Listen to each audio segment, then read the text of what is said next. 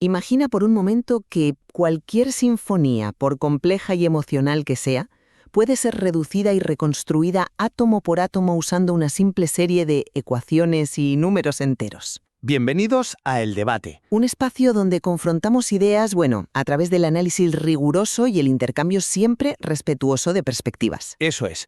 Y hoy vamos a meternos de lleno a diseccionar un concepto, la verdad es que fascinante, que surge de un material muy técnico que hemos estado analizando. Hablamos de la caja de herramientas MAS, o sea, música y audio en secuencias de muestras. Sí, un texto que propone algo que, a primera vista suena a ciencia ficción pura. Totalmente. Pero resulta que es una realidad técnica. Básicamente propone relacionar de forma cuantitativa cada elemento de la música, ya sabes, el tono, la duración, el volumen, directamente con las muestras discretas de un sonido digitalizado. Y claro, la gran pregunta que nos plantea esto, que es muy profunda, es la siguiente.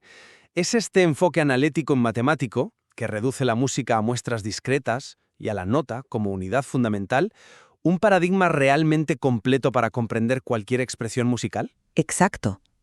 O por el contrario, esta visión, digamos, tan reduccionista, se queda corta al intentar capturar la complejidad perceptiva de la música real.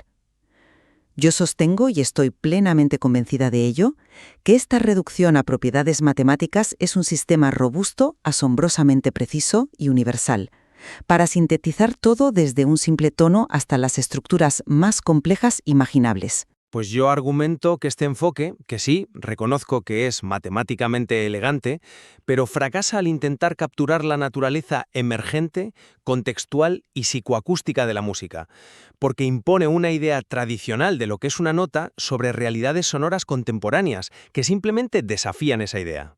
Para entender por qué defiendo este modelo, creo que debemos empezar por los cimientos de la digitalización. Y de esto nos habla el texto claramente, con el formato PCM, la modulación por impulsos codificados. Ajá, el estándar básico de audio. Exacto. Y aquí es donde entra la magia del teorema de Nyquist.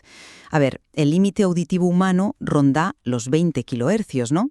Pues Nyquist demostró de forma irrefutable que para reconstruir perfectamente una onda analógica continua, solo necesitamos tomar muestras al doble de esa frecuencia auditiva. Claro, de ahí surge el estándar de los famosos 44.100 Hz de los CDs. Eso es. O sea, dividimos un solo segundo de sonido en 44.100 fragmentos independientes. Y funciona de maravilla. Es como si, al igual que la materia física tiene sus átomos, la música digitalizada estuviera compuesta de estas muestras, gobernadas por ecuaciones precisas. Calculamos la amplitud, que nuestro cerebro traduce como volumen, usando energía en decibelios, y controlamos el tono alterando la velocidad de repetición. Para mí, el sistema demuestra que la música, en su esencia más íntima, es lenguaje de programación puro. A ver, yo entiendo tu fascinación, de verdad, por ese nivel de control absoluto. Pero fíjate en lo que estás asumiendo desde el principio. Estás dando por hecho que una colección de puntos en una gráfica es inherentemente música. Bueno, acústicamente lo es. Ya, pero el propio material hace una concesión vital sobre esto. Admite que a lo largo del siglo XX movimientos como la música concreta, la electroacústica, el espectralismo, por no hablar de tradiciones étnicas no occidentales, destrozaron por completo esta idea de que la música se basa en notas discretas con un tono y un ritmo tan explícitos. Pero precisamente por eso, el modelo digital permite... Espera, déjame terminar la idea porque es clave. Al forzar este paradigma de la nota tradicional sobre un arreglo de tiempo discreto, el modelo crea un sesgo limitante. Un conjunto de muestras no es música por sí solo. Depende totalmente de la percepción humana, de nuestro contexto, de cómo el cerebro agrupa esos sonidos. Reducir todo a sumar ondas senoidales en una matriz de datos es ignorar que el todo es muchísimo más desordenado que la suma de sus partes matemáticas. Dale. Te concedo que la percepción humana es compleja, pero vamos a ver cómo esas partes matemáticas generan precisamente esa misma complejidad que tú defiendes. Hablemos del timbre. Históricamente, el timbre parecía una cualidad mística, ¿verdad? Sí, el alma del instrumento le llamaban. Pues el texto nos quita la venda de los ojos. El timbre no es magia, se genera matemáticamente a través del espectro armónico, regido por el teorema de Fourier. Este teorema nos dice que cualquier sonido, por complejo que sea, se puede descomponer en una simple suma de ondas. A nivel matemático, claro, es irreprochable. Exacto, es irreprochable. Y el ejemplo que da el texto con las formas de onda básicas es precioso. Toma la onda cuadrada, por ejemplo. Geométricamente es una alternancia abrupta entre un valor positivo y uno negativo. Pero matemáticamente, una onda cuadrada está compuesta únicamente por armónicos impares. ¿Y sabes qué instrumento físico funciona exactamente así? El clarinete. Por ser un tubo cilíndrico cerrado por un extremo. Eso es. Las leyes de la física cancelan sus armónicos pares, así que un algoritmo puede simular un clarinete casi a la perfección, generando una onda cuadrada y aplicando filtros. Para mí, el muestreo discreto es idéntico a la fotografía digital de alta resolución. Al alinear los píxeles correctos, o sea, las muestras de amplitud, el cerebro percibe el cuadro completo, siente el clarinete y es completamente indistinguible de la realidad física. Vale, me quiero detener justo en esa analogía de los píxeles, porque ahí es donde creo que tu modelo, o bueno, el modelo del texto, se derrumba por completo. Una foto digital es estática, está congelada en el tiempo, y la música no es un objeto, es un evento vivo. Pero una secuencia de muestras fluye en el tiempo, no está congelada. Sí, fluye, pero el material hace una comparación muy reveladora en la figura 3. Compara una nota de oboe acústico real con una nota creada a partir de un periodo muestreado que se repite matemáticamente. ¿Qué ves cuando miras el espectro del oboe natural? Está lleno de caos. Hay fluctuaciones constantes en los armónicos, hay ruido inherente del aire chocando contra la lengüeta de madera. Ya, pero el algoritmo tiene la capacidad de limpiar todo ese ruido. Pero es que ese es exactamente el problema. Al purificar un ciclo para hacer un bucle perfecto de, digamos, 100 muestras repetidas al infinito, el resultado es impecable en el papel, pero al oído suena estéril, suena sin vida. La acústica real, la vida del sonido, radica precisamente en sus imperfecciones, en las inestabilidades microtemporales, en la pura fricción física. Si reduces al oboe a una ecuación periódica perfecta, lo estás disecando, y un organismo disecado, por muy perfecto que parezca, no respira. A ver, entiendo lo de la fricción física, y te lo compro si nos quedáramos en un bucle estático infinito. Pero el modelo algorítmico no se queda ahí, no. La belleza de esto es que nos da las herramientas para infundir esa vida, pero controlándola por completo. El texto profundiza mucho en la evolución temporal del sonido, las famosas envolventes, el ADSR. Ataque, decaimiento, sostenimiento y relajación. Sí, las curvas de volumen de toda la vida. Exacto. Pero aquí no son simples líneas rectas. Usamos funciones matemáticas muy complejas. Por ejemplo, aplicamos una curva polinómica, digamos, elevando el tiempo a la cuarta potencia, para simular cómo decae orgánicamente una cuerda pulsada en el aire. Ahí, la onda empieza a respirar. Y el texto va más allá. Menciona el uso de funciones de Bessel para aplicar variaciones como el vibrato. Modulación de frecuencia pura. Sí, pero en vez de hacerlo de forma robótica, la función de Bessel calcula los componentes espectrales para acelerar y frenar la modulación suavemente. Crea oscilaciones que ningún dedo humano podría mantener con tanta precisión. Es la victoria del modelo digital. No solo replicamos la vida, sino que podemos crear comportamientos que la madera o las cuerdas de tripa jamás podrían sostener. Vale, reconozco que las funciones de Bessel y las curvas polinómicas son herramientas formidables. Pero, fíjate, ¿no ves que siguen siendo iteraciones puramente mecánicas?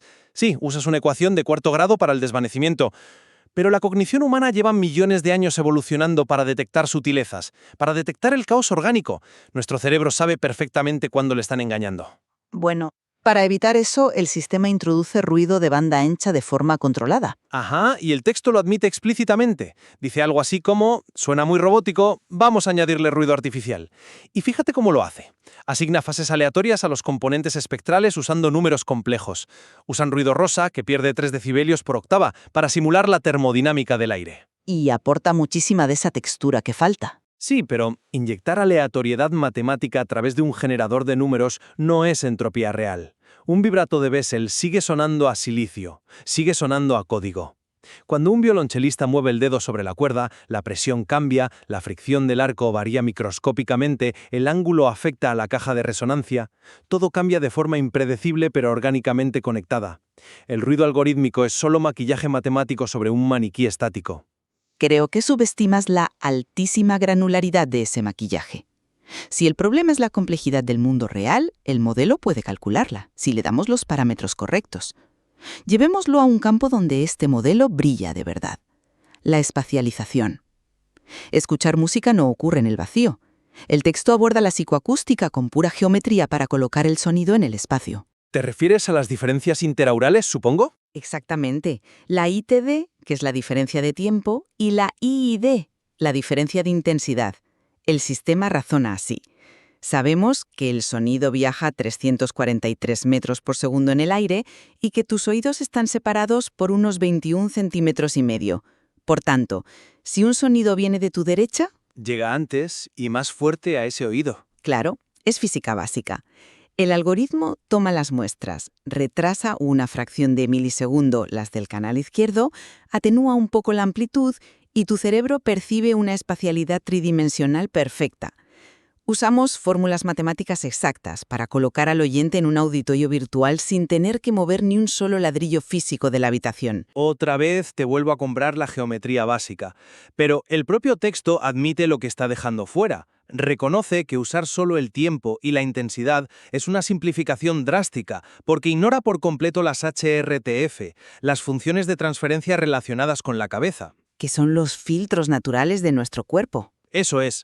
Escuchar sonido en una habitación no es tener dos micrófonos perfectos separados a 21 centímetros. El sonido rebota en tus hombros, es absorbido por tu pecho, el cartílago de tus orejas, que es único en cada persona, filtra frecuencias altas según de dónde venga el sonido. Argumentar que un simple retraso y un cambio de volumen capturan la espacialidad real es quedarse muy en la superficie. Ya, pero con técnicas más avanzadas de convolución se puede llegar a simular todo eso. Sí, pero hablemos de la reverberación del espacio. En una catedral real, el sonido rebota decenas de miles de veces en piedra irregular, interactuando consigo mismo. El texto propone que podemos simular esto añadiendo una capa de ruido rosa o marrón con un decaimiento exponencial. Es un atajo tremendo. Funciona muy bien como un efecto estéreo, por supuesto, pero no captura la fenomenología, la sensación visceral de un cuerpo físico habitando un espacio acústico vivo. Vale, es un buen punto. La anatomía humana introduce variables caóticas difíciles de mapear, pero la abstracción matemática nos da algo invaluable a cambio de esa fricción física. Nos permite construir niveles de organización superior que escapan a las limitaciones acústicas. Hemos hablado de átomos, pero ¿cómo escalamos esto para construir el edificio completo? A ver por dónde vas con esto del edificio. ¿Te refieres al lenguaje musical? Así es, al lenguaje en sí. El material detalla cómo estas notas matemáticas se agrupan en acordes, en métricas y ritmos mediante operaciones formales. Nos explica que podemos usar permutaciones algebraicas, como las simetrías de los grupos de Cayley. Es como un cubo de Rubik sonoro, literal. Puedes rotar, invertir y permutar patrones de notas garantizando la cohesión estructural perfecta. Ya, pero eso es puro formalismo estructural. Y no solo eso, menciona aplicar la serie de Fibonacci y la proporción áurea para calcular el momento temporal exacto de los clímax. Para mí esto es fascinante porque demuestra que el lenguaje musical no es solo intuición o magia inspirada, surge de propiedades organizativas formales. La sintaxis puramente matemática es capaz de generar un lenguaje musical coherente y profundo. Lo siento, pero aquí tengo que trazar la línea roja. La idea de que la matemática puramente sintáctica equivale a un lenguaje con significado semántico y emocional es una ilusión. Y fíjate que el propio texto nos lanza una advertencia velada, cuando menciona la armonía atonal y el dodecafonismo. Pero esos movimientos probaron precisamente que se puede estructurar música con reglas formales absolutamente estrictas. Sí, estructurarla, pero ¿con qué resultado perceptivo real? El texto señala que, por mucha estructura abstracta que impongas en la partitura, ya sea invirtiendo la melodía hacia atrás o aplicando teoría de grupos a un arreglo de código PCM, el oyente occidental tiene una psicología muy testaruda. Buscamos constantemente elementos tonales, un centro de gravedad. Bueno, no siempre. El oyente también se educa. Cierto, se educa, pero el verdadero significado musical, el idioma que nos emociona, no surge de aplicar álgebra matricial a un archivo. surge de siglos de condicionamiento cultural. Son patrones de tensión y relajación que nuestra cognición interpreta como tristeza o suspense. Puedes aplicar un patrón de Fibonacci perfecto para calcular un clímax, y será una simetría bellísima sobre el papel, pero si ese clímax no dialoga con las expectativas psicológicas del oyente, acústicamente da igual. El mapa matemático jamás será el territorio emocional de la música. Preciso entre el mapa matemático y el territorio humano nos lleva a un punto perfecto para ir cerrando nuestro análisis. Por resumir mi postura de hoy, sigo plenamente convencida de que el marco de secuencias de muestras, esta caja de herramientas más, nos proporciona una anatomía asombrosamente precisa. Este rigor matemático, desde Nyquist hasta Fourier y las envolventes paramétricas, otorga un poder sin precedentes. Validar este cruce entre ingeniería pura y arte nos permite esculpir el sonido, superando con creces las limitaciones de los instrumentos físicos. Y mi conclusión después de escucharte sería hacer una llamada a la precaución y a la humildad intelectual. No niego que los formatos PCM y la programación de síntesis son herramientas formidables. Han revolucionado la música, es un hecho. Pero no confundamos la descripción de un fenómeno con el fenómeno en sí. Ese átomo matemático aislado no encapsula la totalidad de la experiencia, que siempre estará atravesada por la fisiología de nuestros oídos y nuestro pesado bagaje cultural. La música siempre desafiará su reducción a un simple algoritmo lineal. Es un debate profundo, pero me alegra muchísimo ver que convergemos en un punto esencial. Ambos reconocemos que estas herramientas algorítmicas han abierto fronteras sonoras que serían materialmente imposibles si dependiéramos solo de soplar un tubo de madera o de frotar una cuerda. Totalmente de acuerdo. Ese es el gran regalo de este tipo de textos académicos. Nos obligan a salir de nuestras burbujas. Entrelazar acústica, informática y psicoacústica nos enriquece muchísimo. Al final, nos obliga a sentarnos y repensar qué es exactamente esa fuerza invisible que hace vibrar nuestros tímpanos. Sin duda. El impacto de cómo la ciencia más estricta moldea nuestra percepción del arte es innegable. Invitamos a todos los que nos escuchan hoy a detenerse un segundo la próxima vez que pulsen el botón de play en sus auriculares. Pensad en el inmenso universo de números y ecuaciones que están trabajando en milisegundos para entregaros esa emoción acústica. Hay todo un cosmos por descubrir en las matemáticas de vuestras canciones favoritas. Recordad que tal vez detrás de cada gran melodía se esconde la elegancia perfecta de una ecuación, reconstruyendo vuestra emoción átomo por átomo. Hasta nuestro próximo debate. Un placer. Hasta la próxima.